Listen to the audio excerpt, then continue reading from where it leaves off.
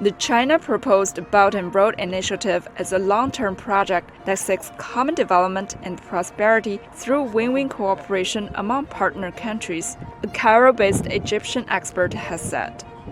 مبادرة الحزام والطريق تهدف إلى نقل التجربة الصينية في التنمية من خلال المشاركة مع كل الدول اللي بيمر فيها هذا الطريق. تمتد بطول الخط بتاع الحرير بتاع الزمان.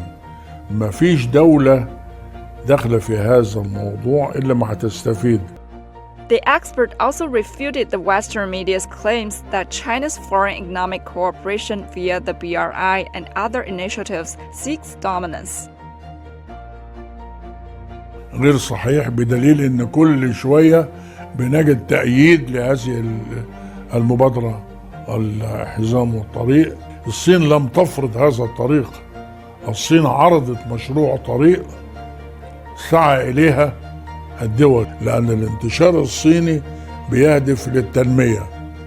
الانتشار الغربي أو التوغل بقى الغربي بيهدف للسيطرة وعلى مقدرات الدولة وعلى كل ما يحدث في الدولة.